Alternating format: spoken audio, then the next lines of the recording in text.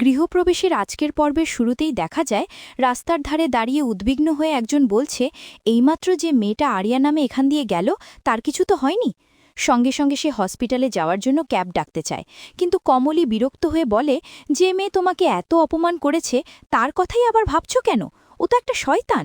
তখনই শুভলক্ষ্মীর ড্রাইভার এসে জানায় কোনো ব্যবস্থা করা যায়নি, তাই সবাই তাড়াহুড়ো করে হসপিটালের দিকে রওনা দেয়। অন্যদিকে হসপিটালের রিসেপশনে মোহনা জানতে পারে যে দুর্ঘটনাগ্রস্ত রোগীকে আরিয়ান আর আরিয়া নিয়ে এসেছে এবং জানতে পারে রোগীর অবস্থা গুরুতর, প্রচুর রক্তক্ষরণ হয়েছে ও জরুরি ভিত্তিতে ও নেগেটিভ ব্লাড দরকার। কাগজে সই করার প্রশ্ন উঠলে আরিয়া দ্বিধায় পড়ে, কিন্তু শেষমেশ তাকেই দায়িত্ব নিতে হয়। এদিকে এক অন্ধকার কোণে এক রহস্যময় চরিত্র আরিয়ার ছবি আর আকাশের ছেলের ছবি দেখে বিকৃত আনন্দে হাসতে থাকে এবং মনে মনে প্রতিশোধের কথা ভাবে।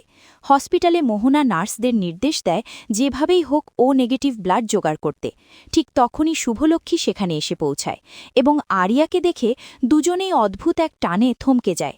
দুজনেরই মনে হয় তারা যেন বহুদিনের পরিচিত।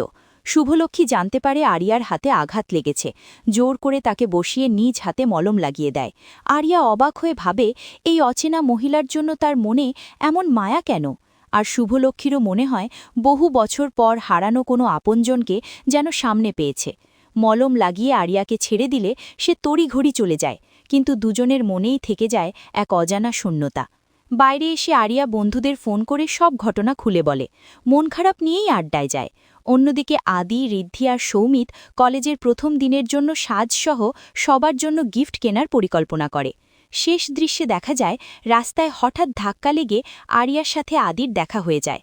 জিনিসপত্র ছড়িয়ে পড়ে, দুজনেই ক্ষমা চায়, আর প্রথম দেখাতেই আদির মনে আরিয়ার জন্য এক অদ্ভুত মায়া জন্ম নেয়।